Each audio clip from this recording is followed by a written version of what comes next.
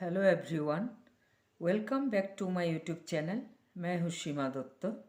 आज मैं आप लोगों को 10th स्टैंडर्ड का सोशल साइंस का चैप्टर 1 एक्सप्लेन करूँगी।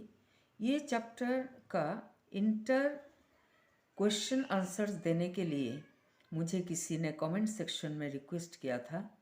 मैंने इस चैप्टर का लॉन्ग शॉर्ट सारे क्वेश्चन आंसर्स एक्सप्लेन कर दिया है। इस चैप्टर का 2 पार्ट होगा, तो चलिए पहले पार्ट 1 शुरू करते हैं। डियर स्टूडेंट्स, पहले हम जान लेते हैं what is economic geography, what are the subject matters of economic geography. Economic geography human geography का एक प्रमुख ब्रांच है जिसमें अर्थ के नीचे ह्यूमन इकोनॉमिक एक्टिविटीज़ जैसे एक स्थान से दूसरे स्थान पर पाए जाने वाली विभिन्नता का स्टडी किया जाता है। इकोनॉमिक ज्योग्राफी का मेन सब्जेक्ट मैटर्स है संसाधन या रिसोर्स का बहुत मात्रा में उपलब्ध होना, उनका विकास होना और उनका उपयोगिता। इकोनॉमिक ज्योग्राफी का बहुत सारा ब्रांचेस है। उसमें से agricultural geography, industrial geography, geography of resources, transport geography, marketing geography और ज्योग्राफी ऑफ टूरिज्म इम्पोर्टेंट है।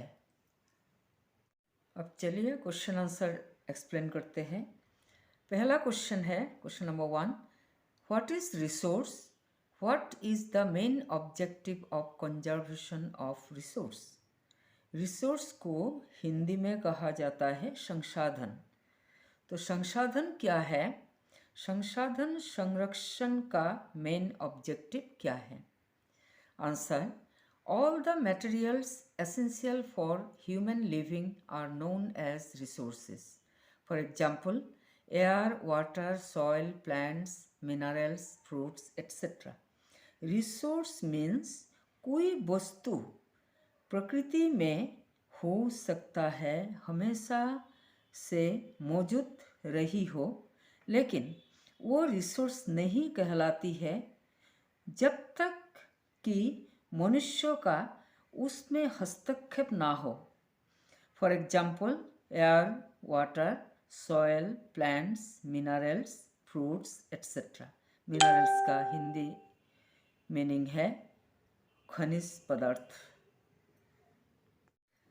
The main objective of resource conservation is that we have to collect and use the necessary resource from the nature in such a way that we all continue to get benefit from this for long time. Resource संरक्षण का main objective है हमें important resource को nature से इसीलिए collect और use करना है कि हम सब इस रिसोर्स से लॉन्ग टाइम बेनिफिट या लाभ पा सके। Question number 2, mention some plants species of Assam which are getting extinct. Assam का कुछ ऐसा प्लांट स्पेसीज का नाम लिखिए जो एक्सटिंक्ट अर्थात विलुप्त होते जा रहा है। इसका आंसर होगा अर्जुन, कालमेघ, चिरोता, सर्पागंधा etcetera. Question number 3, mention some animals of Assam which are getting extinct. Assam का कुछ जानवर का नाम लिखिए जो एक्सटिंक्ट या विलुप्त होते जा रहा है। इसका आंसर होगा golden langur, hoolock gibbon, wild buffalo, pygmy hog etcetera. Pygmy hog माना हिंदी में कहा जाता है छोटा शुअर। Question number 4, give example of renewable energy resource. Renewable energy resource answer होगा जो रिन्यूएबल एनर्जी रिसोर्स का मीनिंग है, इसे हिंदी में कहा जाता है नवीकरण ऊर्जा संसाधन। इसका एग्जाम्पल है coal, petroleum, natural gas etcetera. Question number 5. What is IUCN? When was it formed? Answer है IUCN is an international environment organization, conservation organization under UNO. Its full name is International Union for Conservation of Nature. Its object is to carry out study and research on conservation of global natural environment and natural resources including biodiversity and to take appropriate measures. IUCN UN का एक अंतर्राष्ट्रीय परिवेश संरक्षण संगठन है. इसका full name है international union for conservation of nature.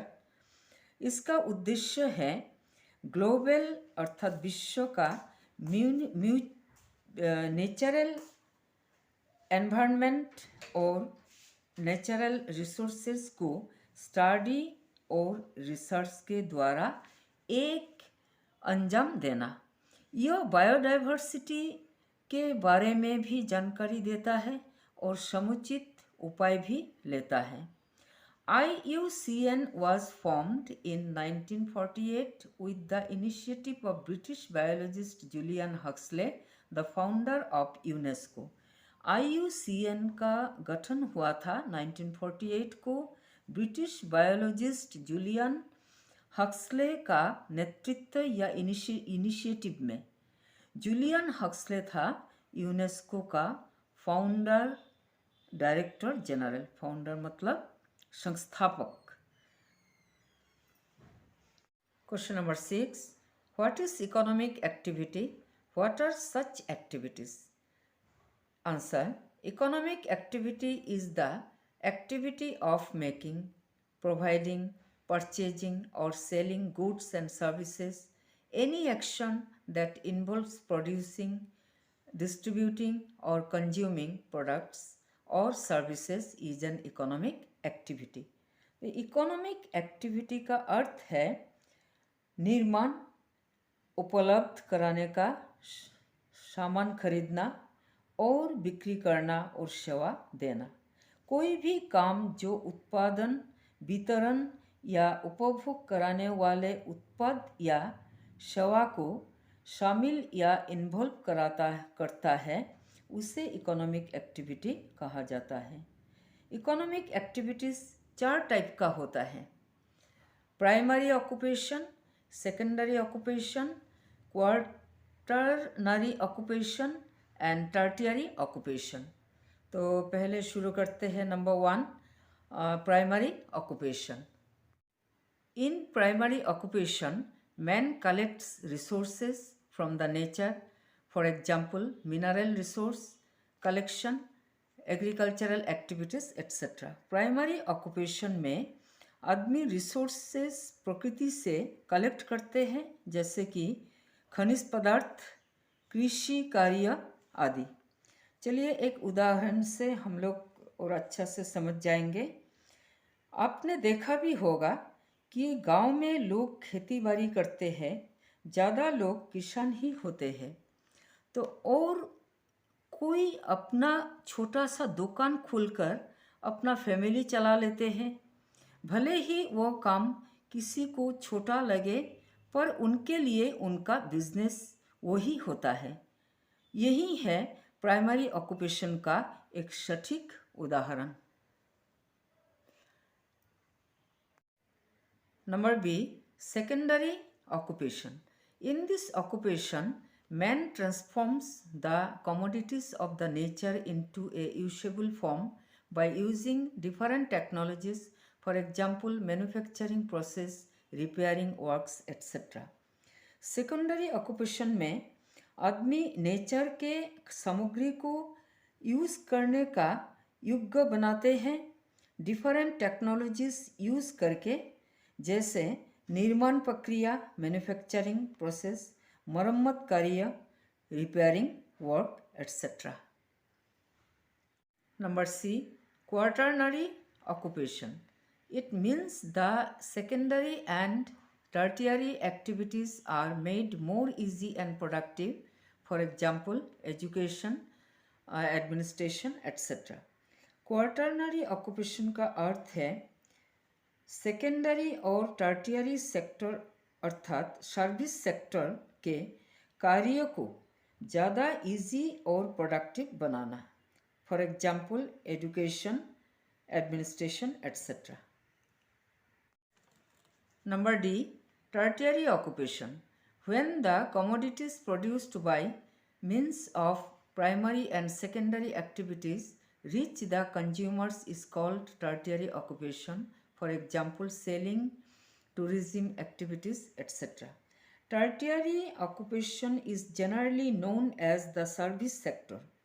जब प्राइमरी और सेकेंडरी एक्टिविटीज़ के द्वारा कमोडिटीज़ अर्थात सामग्री उत्पादन हो जाता है तो यह सामग्री कंज्यूमर्स यानी कि उपभोक्ता तक पहुंच जाता है, इसे टर्टियरी ऑक्यूपेशन कहा जाता है। For example selling, tourism activities etcetera. Question number 7, how are man associated with resources? मनुष्य संसाधन के साथ कैसे जुड़ा हुआ है? Answer, man is associated with resources in 2 different ways, as producer of resources and as consumer of resource. मनुष्य resources के साथ 2 तरीके से जुड़ा हुआ है। एक है रिसोर्स का प्रोड्यूसर और दूसरा है रिसोर्स का उपभोक्ता अर्थात consumer. Question number 8, what is human resource? मानव संसाधन क्या है? आंसर, एज ए प्रोड्यूसर और a creator of resource, man is also kind of resource and are known as human resource. संसाधन का उत्पादक या संसाधन के निर्माता के रूप में मानव भी एक तरह का रिसोर्स है और इसे मानव रिसोर्स कहा जाता है। Number 9, what is wealth? संपदा क्या है?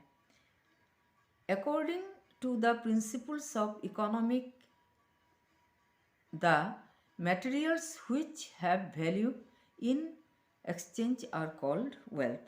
इकोनॉमिक प्रिंसिपल्स के अनुसार जो सामग्री के बदले में मूल्य विनिमय कर सकता है उसे वेल्थ कहा जाता है।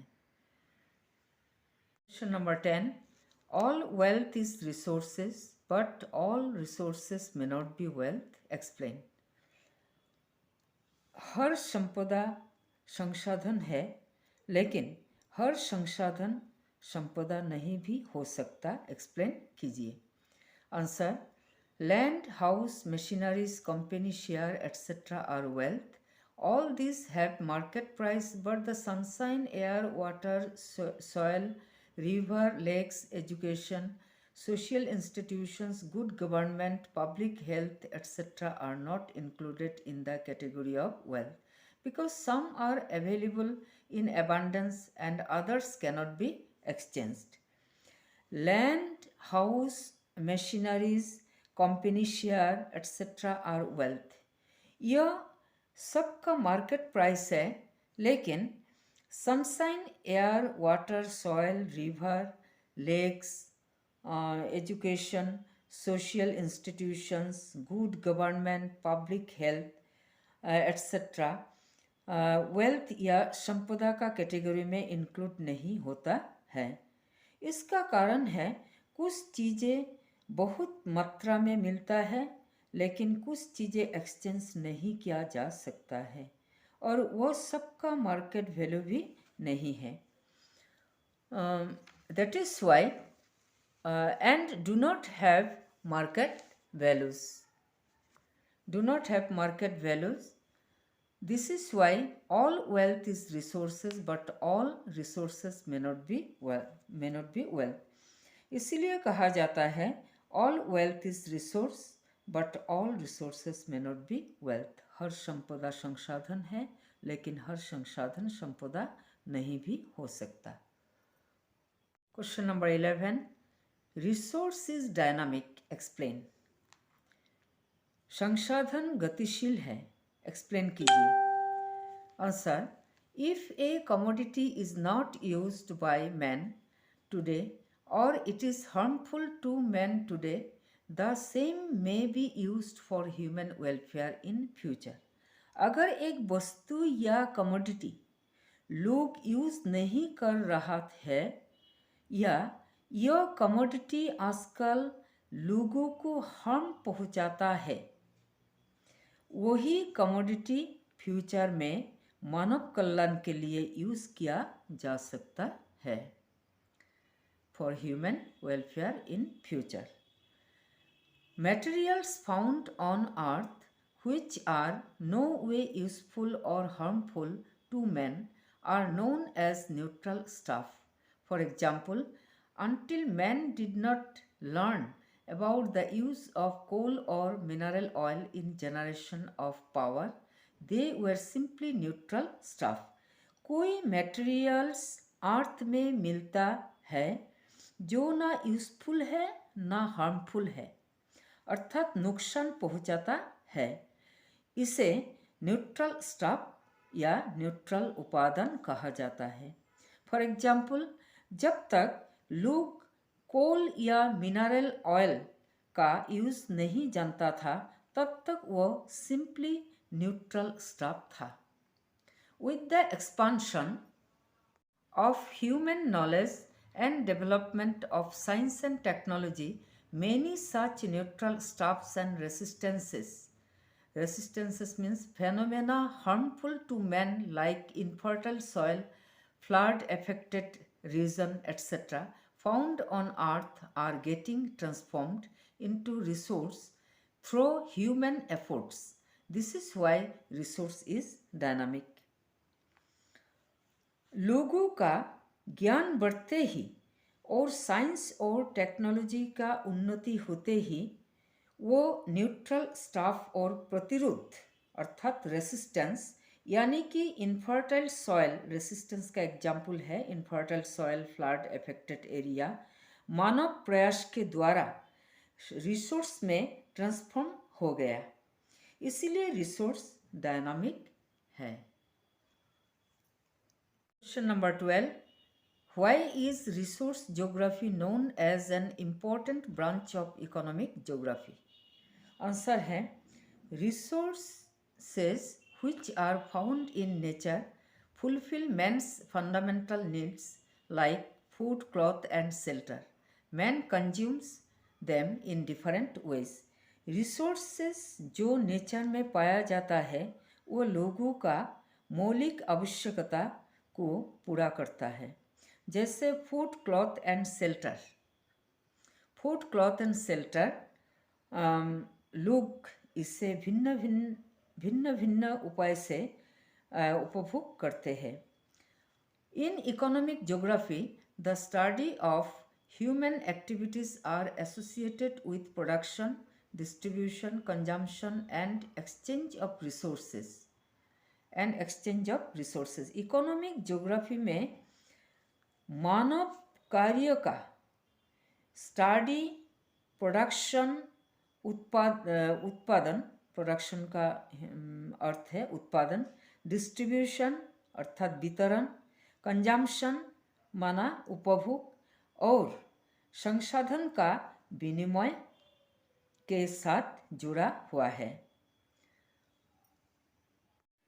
So to study economic geography, the study of resource is necessary. This is why resource geography is known as an important branch of economic geography. इसीलिए इकोनॉमिक ज्योग्राफी स्टडी करने के लिए हमें संसाधन का स्टडी करना जरूरी है. इसीलिए रिसोर्स ज्योग्राफी को इकोनॉमिक ज्योग्राफी का एक इम्पोर्टेंट ब्रांच या शाखा कहा जाता है. Question number 13. Discuss the necessities of resources with examples. Answer. Resources are necessary for us as we utilize them to satisfy our wants. Large-scale utilization of natural resources in the developed countries and increased use of natural resources due to population explosion in the developing countries have given an indication of gradual exhaustion of many natural resources, more particularly non-renewable ones throughout the world. Resources हमें हमारा ज़रूरतों को पूरा करने में मदद करता है. डेवलप्ड कंट्रीज में बहुत ज़्यादा उपयोग किया जाता है रिसोर्सेस को, और डेवलपिंग कंट्रीज में जहाँ तक कि जनसंख्या बढ़ने के कारण नेचुरल रिसोर्सेस का बहुत ज़्यादा यूज़ होता है, और विशेष करके नॉन रिन्यूएबल रिसोर्सेस जैसे कि कोल, पेट्रोलियम आदि प्राय एक्सटिंक्ट होते जा रहे हैं. Many minerals like iron, copper, mica, etc. are used for manufacturing various goods. Minerals like coal and petroleum are used for the generation of electricity. बहुत मिनरल्स है जैसा कि आयरन, कॉपर, माइका डिफरेंट सामान बनाने के लिए यूज़ किया जा रहा है. कोल, पेट्रोलियम इलेक्ट्रिसिटी उत्पादन करने में यूज़ किया जा रहा है. Natural resources like water and air are indispensable for human life. Life cannot exist on earth in the absence of these resources. Natural resources like water and air के बिना मानव जीवन असंभव है. Minerals like nitrogen are used in manufacturing fertilizers which help in increasing the fertility of the soil. This results in increasing agricultural production. Nitrogen एक ऐसा mineral है जो soil का फर्टिलिटी बढ़ाने में मदद करता है. यह एग्रीकल्चरल प्रोडक्शन बढ़ाने में भी मदद करता है. Therefore, use of resources and its conservation are very closely associated. We have to collect and use the necessary resources from the nature in such a way that we can continue to get benefit from this for long time. इसीलिए हमें natural resources को future के लिए संरक्षण करके रखना बहुत ज़रूरी है, जिसको हम आने वाले संकट के समय बेनिफिट पा सके. Question number 14. Write briefly about the relation between resource and man. संसाधन और आदमी के बीच में क्या रिलेशन है? Answer: Man cannot develop without the presence of resources. Man is associated with resources in two ways, as producer and as consumer of resources. Although many of the resources useful to man are made available from the nature, most of them are transformed as per requirement into more considerable form by man. Moreover, as a producer of resource, man is also a kind of resource. आदमी संसाधन के बिना विकास नहीं कर सकता. आदमी दो तरह से रिसोर्स के साथ जुड़ा हुआ है. रिसोर्स को प्रोड्यूस करते हैं नंबर 1, और रिसोर्स को कंज्यूम भी करते हैं, यह है दूसरा नंबर 2. कंज्यूम मतलब उपभोग करते हैं. हो सकता है नेचर से प्राप्त हुआ रिसोर्स आदमी के लिए बहुत यूज़फुल है, लेकिन ज़्यादातर रिसोर्सेस अपने ज़रूरत के हिसाब से आदमी के द्वारा विशेष परिवर्तन किया जा सकता है. वैसे भी रिसोर्स के producer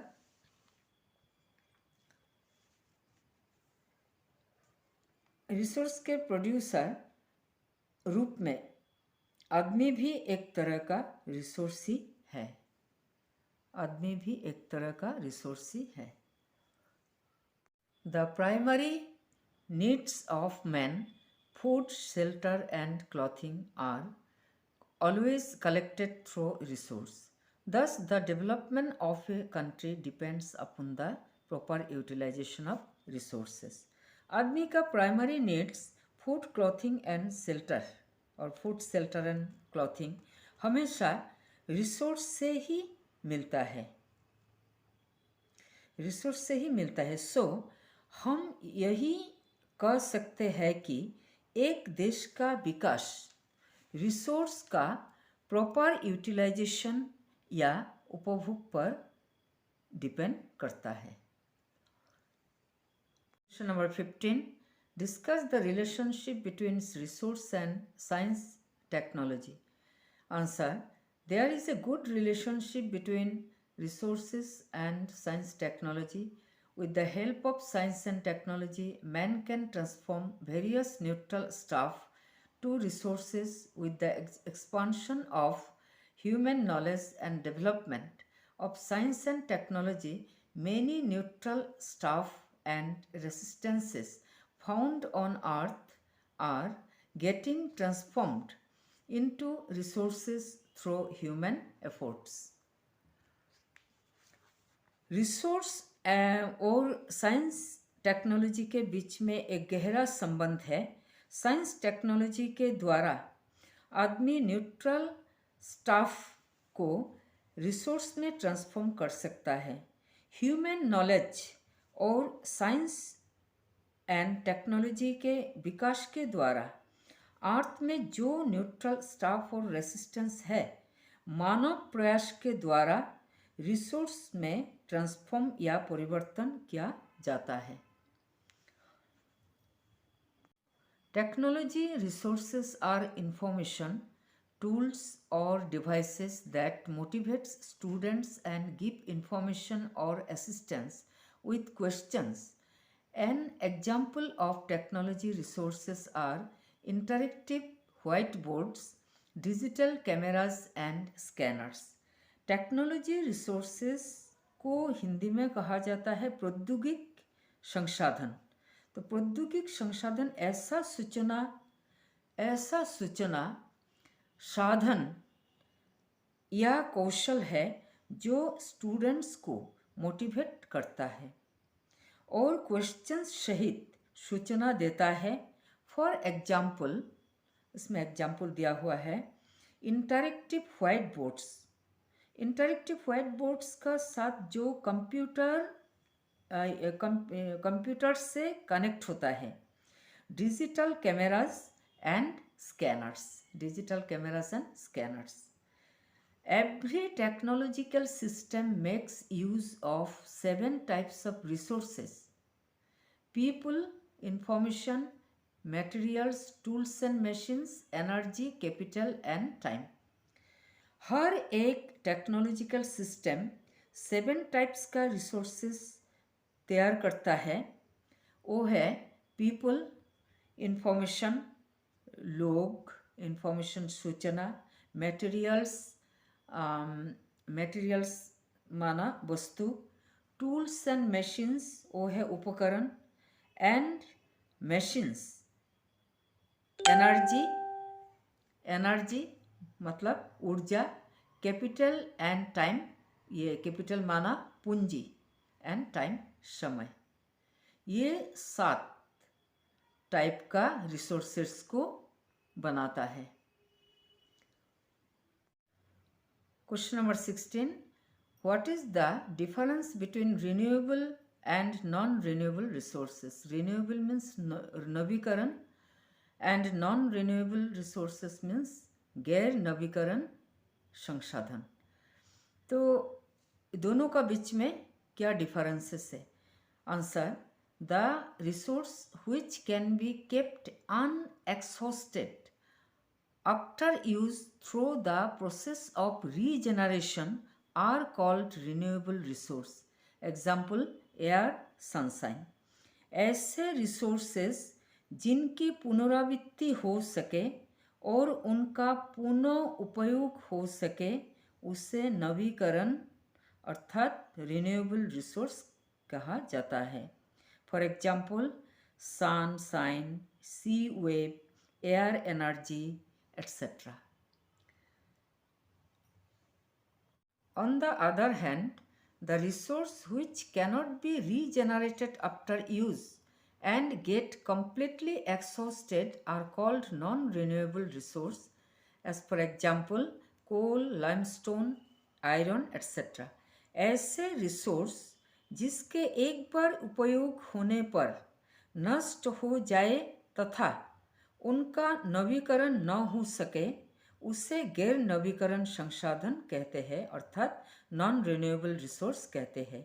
for example natural gas, petroleum, limestone, coal, iron etc. Dear students, अगर आपने मेरी चैनल को सब्सक्राइब नहीं किया तो प्लीज़ सब्सक्राइब कर दीजिए ताकि आने वाले पार्ट 2 वीडियो और ग्रामर के वीडियो भी आप तक पहुंच सके.